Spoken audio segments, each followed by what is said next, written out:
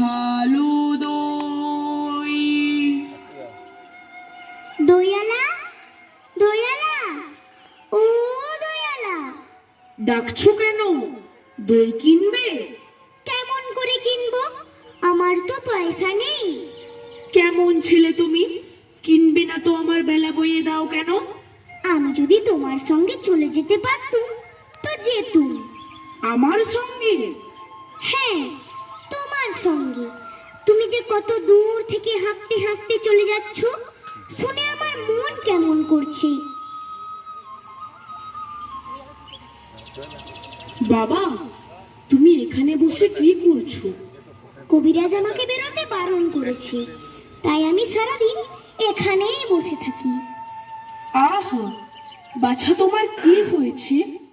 আমি জানিনি, আমি তো কিছু করিনি, তাই আমি জানিনি আমার কি হয়েছে। দইয়ালা, তুমি কোথা থেকে এসেছো?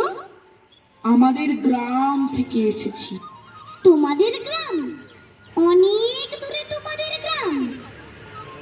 আমাদের গ্রাম সেই পাঁচমুড়ো পাহাড়ের তলায়, শ্যামলী নদীর ধারে। পাঁচমুড়ো পাহাড়, শ্যামলী নদী? কি জানি, হয়তো তোমাদের গ্রাম দেখেছি, কবে সে আমার মনে পড়ে না। তুমি দেখেছো? পাহাড়ের তলায় কোনোদিন গিয়েছিলে নাকি? না, কোনোদিন যাইনি, কিন্তু আমার মনে হয় যেন আমি দেখেছি। অনেক পুরনো কালের খুব বড় বড় গাছের তলায় তোমাদের গ্রাম, একটি লাল রঙের রাস্তার ধারে না? ঠিক বলেছো বাবা।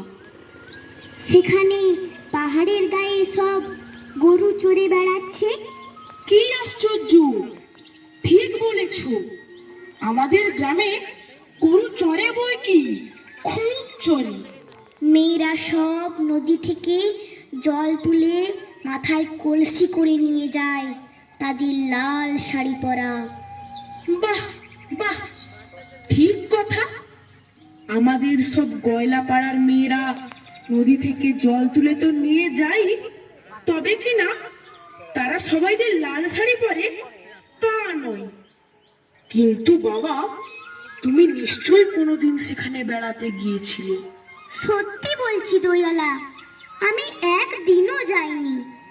কবিরাজ যেদিন আমাকে বাইরে যেতে বলবে, সেদিন তুমি নিয়ে যাবে তোমাদের গ্রামে। যাব বই কি বাবা, খুব নিয়ে যাব।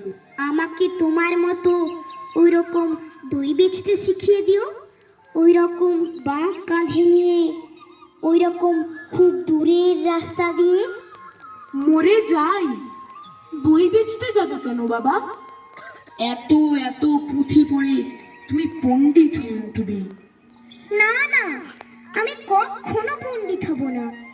আমি তোমাদের রাঙা রাস্তার ধারে, তোমাদের বুড়ো বটের তলায় গোয়ালপাড়া থেকে দই নিয়ে এসে দূরে দূরে গ্রামে গ্রামে বেচে বেচে বেড়াবো। কি রকম করে তুমি বলো? দই দই ভালো দই, আমাকে সুরটা শিখিয়ে দাও। হায় পোড়া কপাল, এ সুরও কি শেখাবার সুর? না না, ও আমার শুনতে খুব ভালো লাগে। আকাশের খুব শেষ থেকে যেমন পাখির ডাক শুনলে মন উদাস হয়ে যায়, তেমনি ওই রাস্তার মোড় থেকে ওই গাছের সারির মধ্যে দিয়ে যখন তোমার ডাক আসছিল, আমার মনে হচ্ছিল, কি জানি কি মনে হচ্ছিল।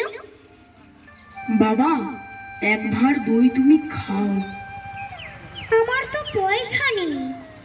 না না না না, পয়সার কথা বলো না। তুমি আমার দই একটু খেলে আমি কত খুশি হব। তোমার কি অনেক দেরি হয়ে গেল? কিচ্ছু দেরি হয়নি বাবা, আমার কোনো লোকসান হয়নি। দই বেচতে যে কত সুখ, সে তোমার কাছ থেকে শিখে নিলুম।